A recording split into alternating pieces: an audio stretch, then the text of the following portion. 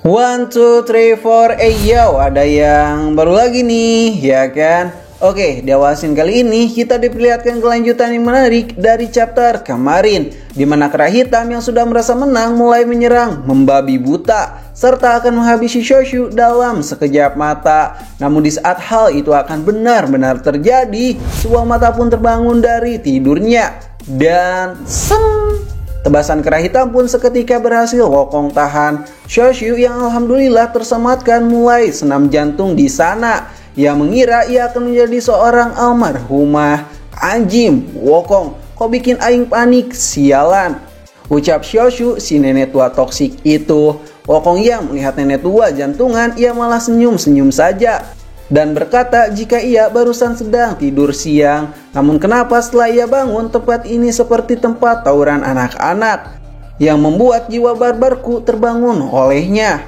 Alah sia boy, ini mah terlalu easy, ucap Wokong yang melempar monyet hitam itu. Hei nenek tua, katakan apa yang sebenarnya terjadi. Sun Wokong, tempat ini adalah markas dari kera putih, namun kera hitam ingin mengambilnya dan jadilah pertumpahan darah di mana-mana. Oh begitu ya nenek tua. Di tengah perbincangan mereka, tiba-tiba kera hitam pun mencoba menghabisi Sun Wokong sambil berkata, dasar kera tak tahu diri, masih saja berani melawan kami. Kalau begitu kau akan mati. Hah, benarkah itu? Kalau begitu bunuhlah aku jika kalian mampu. Dan tebasan kera-kera hitam pun mulai patah begitu saja, yang membuat mereka panik saat melihatnya. Wokong yang melihat tebasan kera-kera itu hanya bisa terdiam begitu saja tanpa melakukan apa-apa, serta berekspresi bagaikan meledek mereka semua. Apa? Kenapa ini bisa terjadi? Siapakah kau ini? Tubuhmu itu keras sekali, seperti master sejati alias Limbat yang tak tertandingi. Anjim, siapa Limbat itu? Kalian tidak tahukah jika aku ini sang raja kera sejati? Akulah sang raja kera Sun Wokong yang tak pernah takut mati. Wokong yang dari tadi diam saja mencoba bergerak melawan mereka. Sebuah pukulan kecil pun coba Wokong lancarkan, namun kera-kera itu sudah benar-benar ketakutan. Bahkan hanya dengan setilan jari saja tak ada yang bisa mereka lakukan. Lalu, kera hitam pun terpental dengan sangatlah jauh. Wokong mengatakan, bagaimana nenek tua dengan kekuatan dahsyatku ini, Shoshu yang melihat itu berkata jika dirinya tak heran dengan apa yang Wokong lakukan, karena di masa lalu Wokong memang sangatlah luar biasa, seperti monster yang tak ada batasnya. Wokong, sebaiknya kau carilah kera terkuat dari mereka. Kau benar juga nenek tua.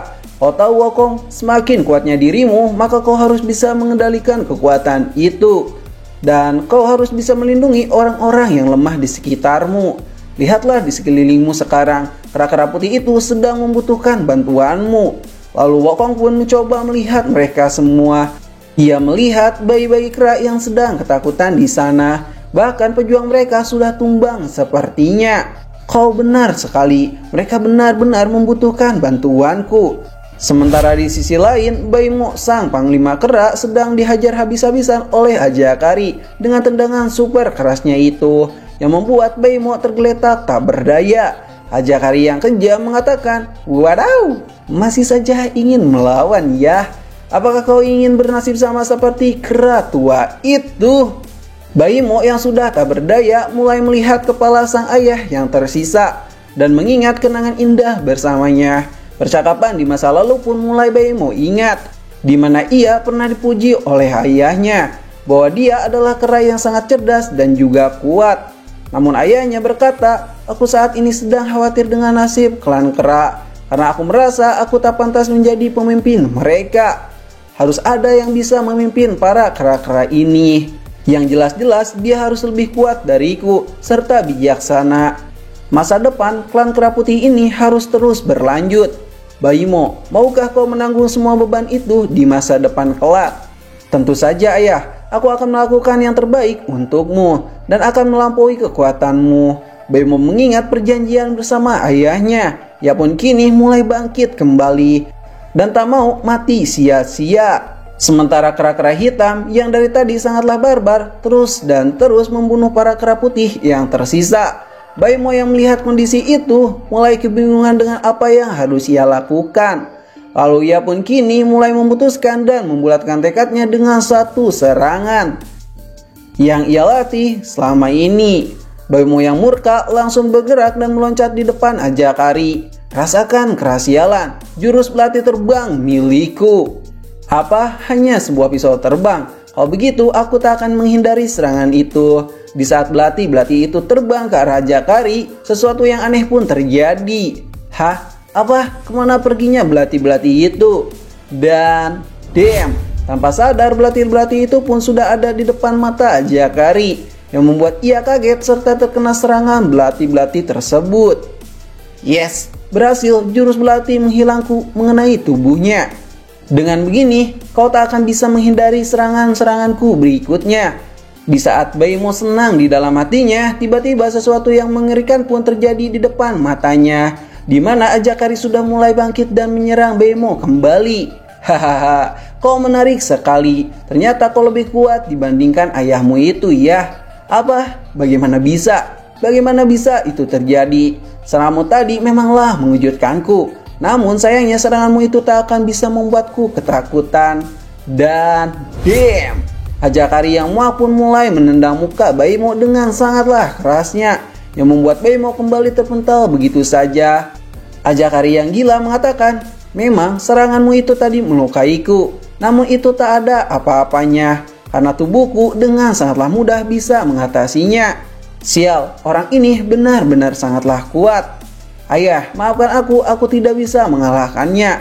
Rasakan ini, sialan. Kupastikan kau akan mati dengan tenang dan menyusul ayahmu di alam baka sana. Dan damn, serangan Ajakari pun tiba-tiba dihentikan oleh seseorang yang memperlihatkan sebuah senyuman. Hahaha, kau boleh juga ya serangan kakimu ini. Hah? Siapa kau ini? Apa? Sangkera, apa yang kau lakukan? Baimo, aku datang ke sini untuk menolongmu. Hei, minggir kera bodoh. Jika tidak, kau akan mati. Rasakan ini. Dar! Tekanan serangan kaki Ajakari pun membuat shockwave yang begitu mengesankan, yang membuat Baimo dan Sun Wukong bisa tertekan oleh serangan tersebut. Sun Wukong yang tak bisa berdiam diri saja mulai memperlihatkan aura siluman kera legenda, yang membuat Ajakari kaget dibuatnya dan terpental di sana. Para kera yang melihatnya dibuat kaget oleh tindakan Sun Wukong ini. Ajakari mengatakan, hei, siapa kau ini kera bodoh? Hahaha, paman, kenalkanlah diriku. Namaku Sang Raja Kera Sun Wukong. Aku datang ke sini untuk melindungi yang lemah, dan aku adalah kera yang terkuat di muka bumi. Shoshu yang mendengarkan perkataan Wukong, ia pun tak asing dengan kata-kata itu. Apa? Sun Wukong? Aku tidak pernah mendengar nama itu. Benarkah paman? Ya, tentu saja, tapi aku ingin menjelaskan satu hal kepadamu. Apakah kau tidak tahu situasimu saat ini, ha? Kau tahu ini adalah perang antara klan kera putih dan kera hitam. Lalu kenapa kau datang tiba-tiba ikut campur dalam permasalahan? Haha, dasar bodoh kau paman. Kau tidak tahu juga kah, jika kera-kera ini adalah keturunanku, jadi aku berhak untuk menolong mereka. Baimo, para kera putih yang mendengarkan perkataan Sun Wukong mulai merasa aneh dengan Wukong ini. Di tengah-tengah kebingungan mereka, Wukong pun berteriak kepada semuanya. Hei kalian semua, mulai sekarang bukit ini adalah milikku. Semua kera yang ada di sini adalah saudaraku. Jika ada yang mengganggunya, maka aku akan menghajarnya. Ajakari, kera-kera yang ada di sana makin kebingungan dengan tingkah Sang Raja Kera Sun Wukong yang seenak jidat mengklaim wilayah bukit itu.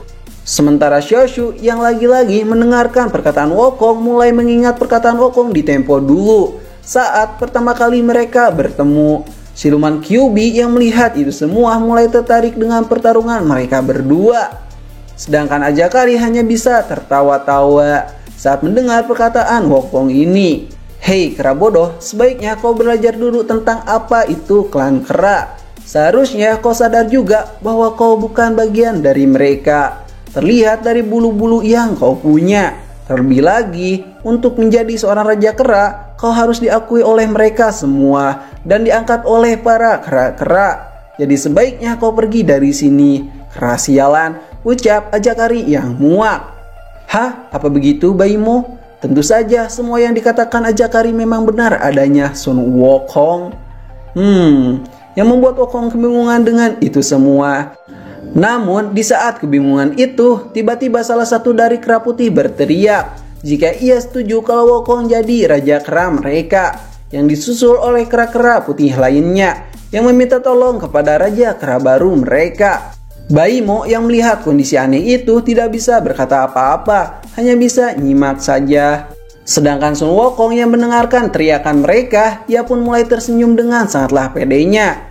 Baguslah kalian semua, jika kalian menerimaku sebagai raja kera baru di sini. Ajakari yang jengkel kepada Sun Wukong mulai menemuinya. Ia berkata, dasar kera yang tak tahu diri. Apakah kau tahu akibatnya jika menghalangiku, ha? Apa itu? Katakan saja, aku tidak takut padamu. Baguslah kalau kau memang tak takut denganku. Tapi kau harus sadar juga, kau hanya kera pendatang yang tak tahu siapakah diriku yang sebenarnya. Semua orang tahu diriku itu siapa. Kau yakin ingin melanjutkan baku hantam denganku, ha? Haha, dari tadi kau itu banyak bacot, paman. Coba saja kalau kau memang bisa. Anjim, kera bocil sialan. Dan damn, suara ledakan dahsyat pun terjadi di tengah-tengah hutan. Dan pertarungan Ajakari melawan Sun Wukong pun kini sudah dimulai. Lalu chapter kali ini pun berakhir di sini. Terima kasih sudah nonton channel ini. Like aja jika kalian suka, dislike aja jika kalian tidak suka. Kami ceritain pamit dan sampai jumpa di next video. Bye bye.